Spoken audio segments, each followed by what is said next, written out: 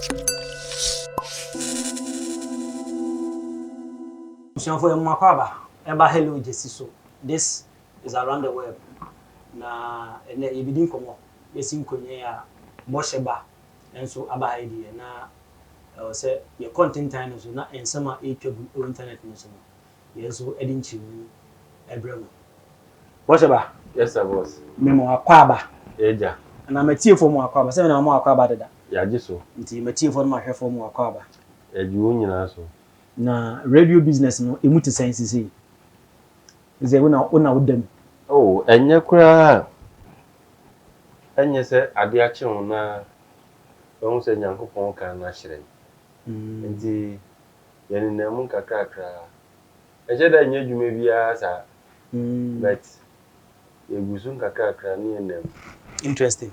So me question person be say on the internet I think for a month or two there it's a car radio enipa na ho nsem aba radio super bebre Captain Smart. Okay. The movement from Angel TV and Angel FM to Media General. It started at a suspension. Okay. And okoye interview Metro TV, Nicola Admochi. E come details bia and ntina ya suspending no. Angel from penny for so ba wanti be ka say da bi entisa na ya tendidi a wodi dimpen for ntina the boss Dr. Koko Tense ontina fi be 1 month na nka onfa home na onya some retrospection bi ehwe say oba baka obesisa na. Okay. Captain Bofu and Wakoti Smart TV on YouTube and Facebook. Now Oko Media General. So I'm asking that movement, you know, who being a radio person, you know, sana mo na say wo ye juma ya ma suspension na out of suspension into no say we jai. Sometimes radio mu no baby wa obetumi anya bibia o hwehwe bia ewo obetumi anya everything ewo bibia to say ebia sike bi aketue bi e de ma ho ana say incentives bi like motivation bi abema wo why okay bia no benya but not little respect binti yeah no nti professor Bekwete. Oh okay. What I say? Okay. Ha wonye bibia o bia obia around you bia no ajiwatum correct. But not I can little respect bia either say edwumewura de bema o ana say wo immediate boss de bema o ya wunya say respect no don't say eya say ukoba bia obey okay. Okay, so you zoom in on Captain Smart no. Say okoye ne nsem abeba de bebri. So e ba no respect her. According to nkofo ha omo no information about Montino tell say respect the normal respect no. To the extent that okosira Dr. Okoti Kumasi a. Okay. Ya man transportation car na 10,000 cedis, sometimes 20,000 cedis. On fanfa car and on fanfa plane fi Kumasi Mrankran. Nti sika de na how motivation dey to me say okosira otinya Kumasi e bia na so oba ne lorry firm kwa 10,000 omo ho no and aircraft from Kumasi to Accra no e cost 2,000 there say bia no fa na do de ni bi. Okay.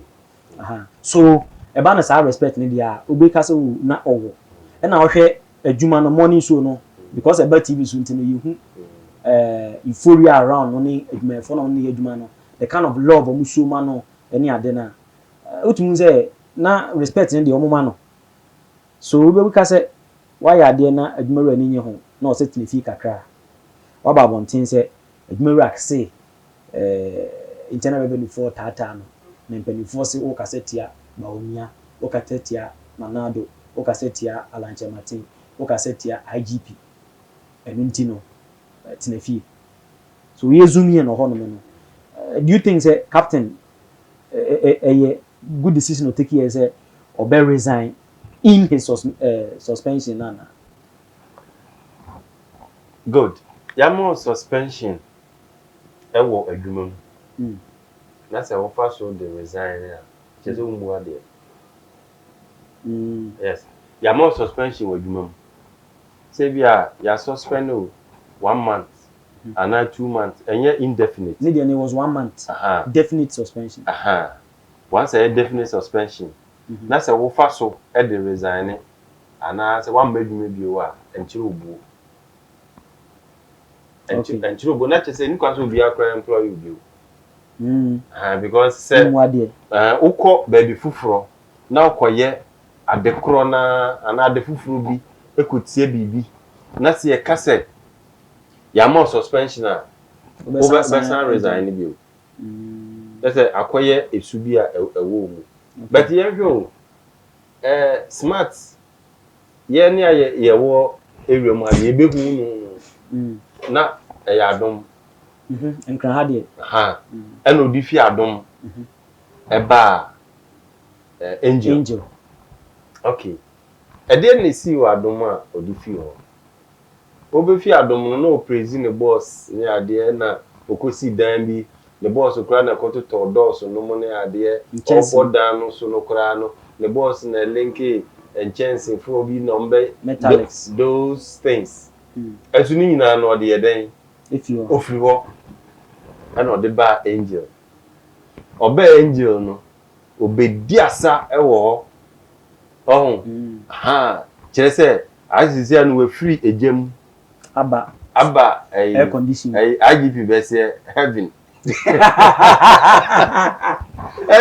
IGP say heaven a crime in ho o pe baby a obe ohu beto wa and there is heaven okay and a piece of Dominican kukum ho na Dominican heaven a crime ni ho enti na smart TV say we free jam aba heaven say and obedi asa o she school atade nyina omo ko out ko programs no na de na yehu the gimmicks the ono afise no say ade why okay enti se saade a na ene na man fi angel okay so suspension letter na kodudesi na every no or say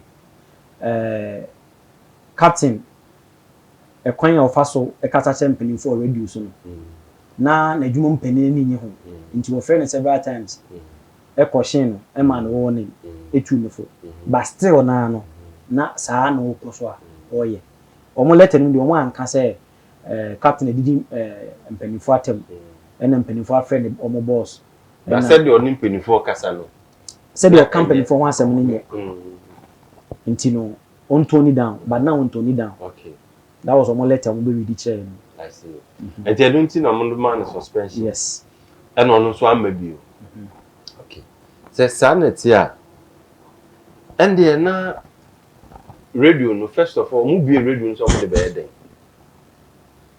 so asem no say do no kasa kire mpenifo no mo mpe munim na dada efri adom say sa no chacha ne fa be wo so isa no de wo so sa no chacha munim no from there ena mo kofa ni free ho so omra meto aso wo angel that's all beto aso wo angel there I didn't know say be oni peni bi kasa o mpenti no say o suspend no okay ena captain so yo bi so a ontumi mpon no opon na nyeye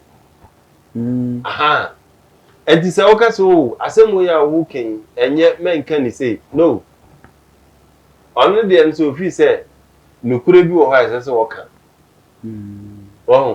enti no obeka enti wo ya dwuma ni wura na wa wudim say de nipa ne sitie efiri ne nkola bremu a onu mpo so obegina radio so otumi narrate ne story fiti ne nkola bremu a ene waka o yusu opel then taxi driver no muni ade obeka ni nyina ade akere wo ana wo hu ne say nipa no se bi enya do na dwin hyeda anya dwuma saa nya so bia wa boda mo bet se do keka ne nsem fa no saa no beka no eno akofa no se no so no waka mai wakono na eno wakwa akofa no so meye dwuma ma wo ave oba na so beto aso wo wadwo so a wo se media mempen saa yes e hono angel for no omo gufi yo e hono de media me no omo nya dwen some people are also saying say disrespect and so to captain say dumewura no beka say ma suspend na ma sign ma me manager aba betina radio so a chere suspension nim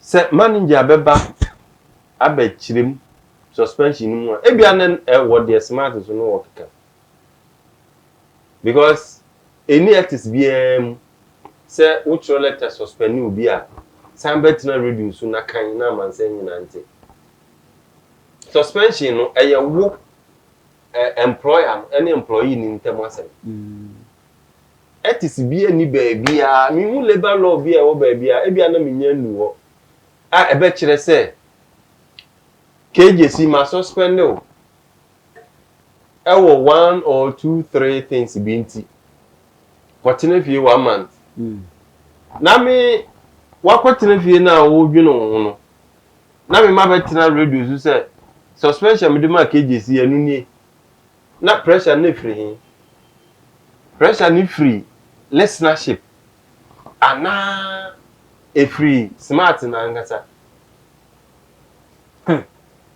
So according to smart na dey or say pressure no the penny ne say if we aban penny for oh no make pressure mo de betina radio no so read letter no. Okay I'm say from listeners no amam for bisa of Facebook e dey nti na ya am pass on suspend Captain Smart na e intra.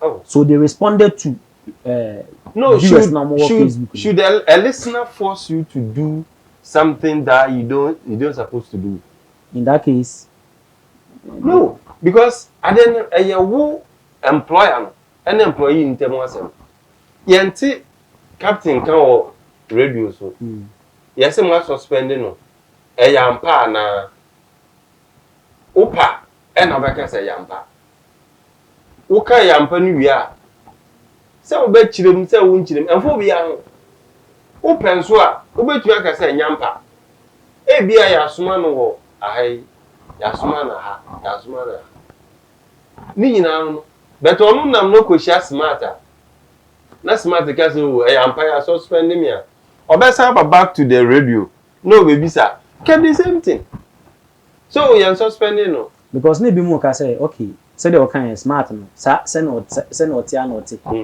na say me krompo no obi describing say he is like a roadside preacher or kekam I say kumasi evangelist intino say the na o ye na adwuma no na mo say mo suspending no nanka oba obetima san ye adwuma na obenya confidence san ye adwuma na right because nipa na san not oba na medical ka say captain no untumi mpo ano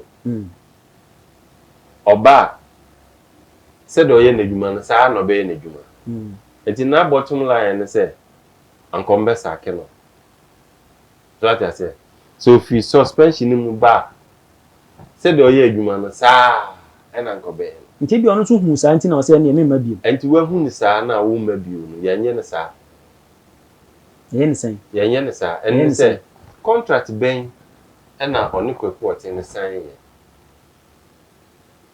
and for how long any sign a contract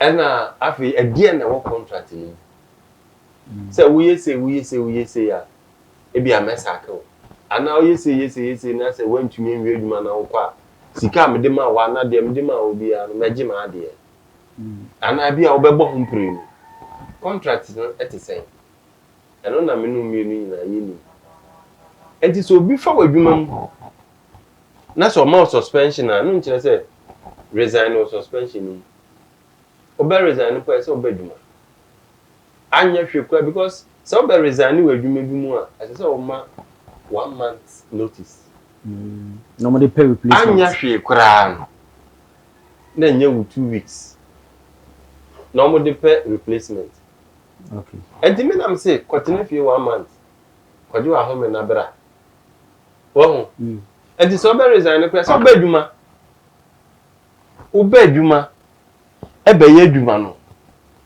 ebe ye dwuma oba mu na e bia dade na ba de achi ya na so do letter ba say bosumu ekwa wie ya adwuma mi nye bi ana bia after 2 weeks me nye adwuma ni bi said o ye wa dom no ese say o resign uje wa chikama wo Because suspension on modema on nya adwumbo no so ebia bibi nti on person no maybe senti because it to me do obi koto prison enye se bia wedi boni bia ebi mada no on person okusu nya se bi no ba wasesa say ne Ghana banko an say hukum obi na police for chewa om protect won so say de be ya omo a obuafu no omo ankum so ansa na enti di anka smart ese so ye ne say ese so oba adwuma be 1 month no I resign and peacefully na so ba 1 month no na said o no ye na adwuma yi o san be no omo sake na obeye and put a dent on his image omo sake o obeye adwuma na now waba no ye wadwuma no said o ye na o ye wadwuma no nye se bia o mbe sake wo e na me che se waba no 1 2 3 days give them letter say after 1 month me go okay ntia no obeye wadwuma na nobody can give you any termination letter okay because one more letters are woko order from who date before order from there on there I say the quite and the one year sir therefore there's no respect that side. All right, mami mani me rani up obusan for me ne Bosheba drive time host for Ofie mo 105.1 0.9 Ofie 105.9 in the eastern part of Ghana. And I'm going to komo about Captain Smart the movement from Angel to Onya FM and Onya TV. Me round up now Captain call Onya FM any Onya TV.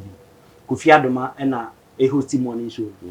Do you think say Kofi Adoma bet me baby a Captain page a morning show could bet me a sustain no. Na Captain so air corner. Do you think the bet me actually listeners no any viewers no e de o mako Onya FM and TV ana. Kofi Adoma I know cannot do that. Won't be hosting morning show. Not at all. But he has been doing it for the past month. Yeah, he be from Adom. Na Captain a morning show. 1 or 2 weeks be na Captain or Kofi Adoma na morning show. I think say Kofi Adoma dey from a Kobe Jesi time crown. Oni ho na Kofi Adoma be ye. Obeye morning show no. Ba won say wa catching no for news. Oh. And he said no be morning show no. I say what ho news be. Oh yes. Nana ya kese news. But Sifa any ho no ma obeye morning show. Obeye morning show but enye to say Sifa. So dey no say we are versatile in radio. Yeah, we say Kwame Nkrumah say no can news. This is morning show. No say.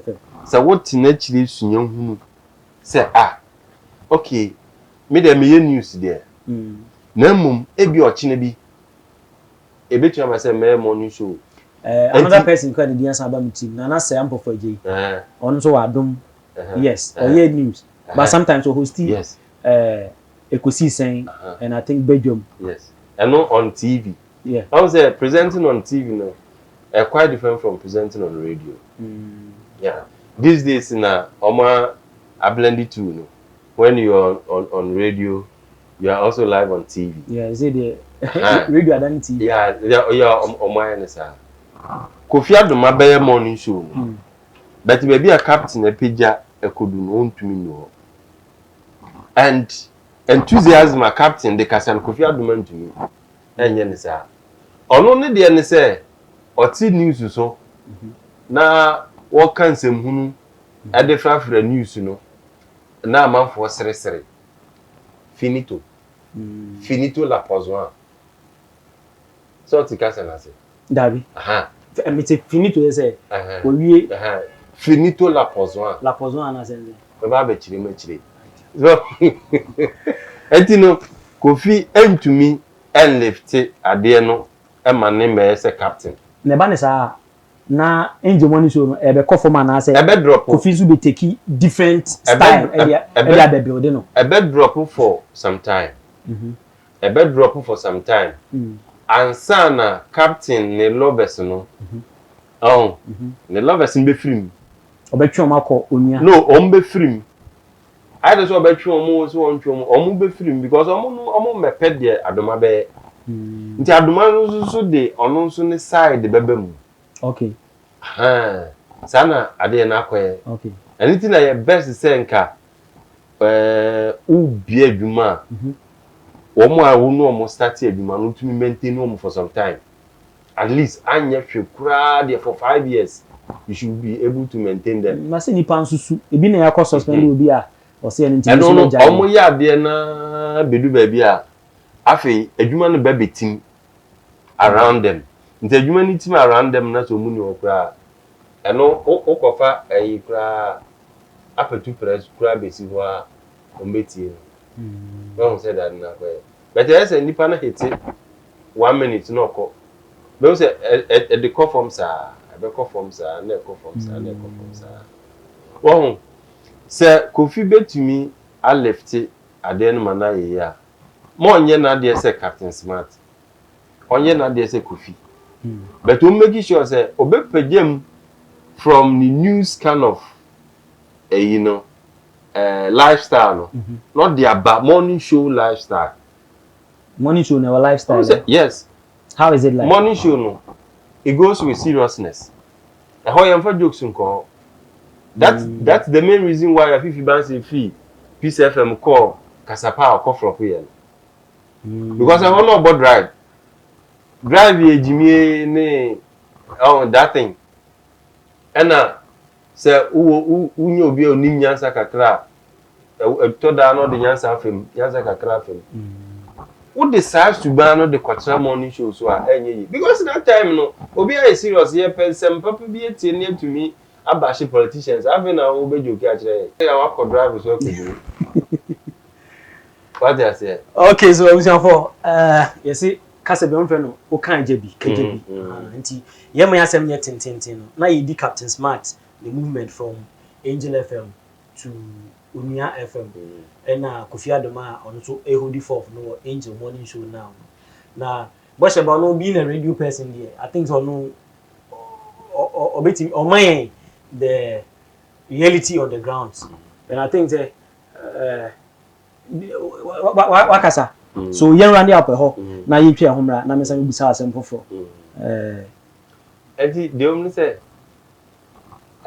Captain we free Adom aba Angel every Angel ko onua but M1 M1 to the extent say why not been say nukure bi wo person work but nukure na o person work no ankasa wo interest in ankasa wo interest he's working for his paymasters. Oh yes, and your paymaster said the employer he's working for his paymasters. Yes, and actually and na omo kasa onka we no kreka say e ka no kura nko e wo Ghana ha de a nanka omo munim no kura no nka captain kanyo no no kura ni beti se ka no kura e wo Ghana politics no nanka nye captain no kura any beti but no as a radio presenter they say nka oye na djuma oye na djuma and I see there oye no said if there's no undertone and they're not fair enough but don't you find you be adwuma because Ghana ha no radio stations across this nation anya ndisi a MPP ni dia so unia media general aho na busuafo omo so they are known to be NDC enti se wukọ NDC for camp na o cassette ya MPP a omo ya happy and na se wukọ MPP for camp especially at this time that His Excellency John Mahama want to be president again and say captain cassette ya MPP for it goes in their favor wukọ MPP side na o cassette ya NDC a omo so ya happy but take it for instance Captain Smart we know on this side and this side we Jimmy Obeka we Bodama Obeka the ban say one person employer no you wouldn't like it nti u predict say Captain Smart he will either be sacked from Unia or he will leave. Or me say, yeah, man, no, just 1 year. Let's give Captain Smart just a year. So between you to know me. If the same attitude no, and or they call what they are. So no, I say all pen no kure biaka. Nkwa they are. Yeah, man, no, just 1 year. To me now. I be a beboa captain say. Ne Smart TV and Smart then Facebook.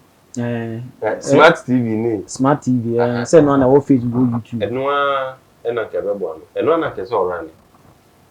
Ho ne de. E ono a ne de a. Enti o kaseti a politician bi a politician ne be man pressure, be mo no ankasa smart. Oh. But Onua TV o ko ka se meetia politician bi na politician person more pressure. O de be ko ne employer ho. Employer no so on to me and stand that pressure na. Everyone say smart if. But the entire ebia ho no me hu so be yin fi on say Mugabe Mase ne ne nkrofo yi adubu ahen ba ko a omo chi ni. So omo ti omo kasetia NPP. Omo kasama any person. Omo de no omo ye one way. Omo ye one sided people. Omo kasama NDC. So if captain want to be saved there also one way. No kasama. Se baby okono wo na wo che se ho ye NDC for zone. Yeah. Se opese otena ho che dia. And they no kasama NDC for. But oni na oswinge. NDC for no nkope na sem. Ebia fa ne se MPP for aya depa. Na captain bo mo abaso wo omo radio so they will not take it.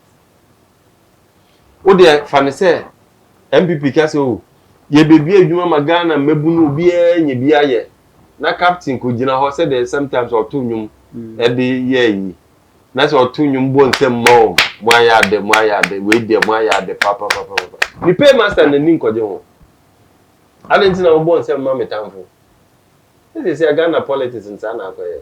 I see. So who on this side and then I said that side near your time for me. All right. It means I want me the pam. It means I want some fa captain here, but yes we can no eje bi. Inya de aka no e ma hwefo na also mo comment obetimi enso e dey to comment section ho how you feel about what Bosheba Eka about Captain Smart, the movement from Angel to Unia any Kofi Adumango and so the position on the morning show now. Yenhwe na yenhwe how ebekono. If I just unsubscribe, you know subscribe. This is Hello JC on YouTube. Inti subscribe so the channel no ebetimi akos na comment na you who say yeah we need you and I say we need you here to my corrections.